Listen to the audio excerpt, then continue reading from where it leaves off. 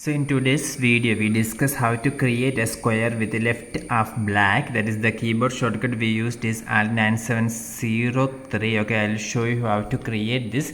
For doing this you must first thing is that in your keyboard, that is computer keyboard, if you are using in Windows, you must simply turn on your number lock. That is the number lock should be enabled.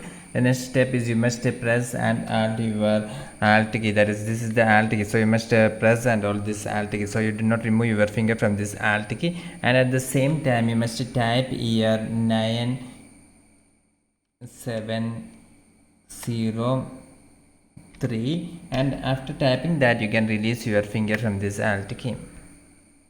So if you type like this, you can see that a square with the left half is black. You can see that this is a square and the left half portion is black have been allied. So remember, the keyboard shortcut is 9703 after pressing the alt key.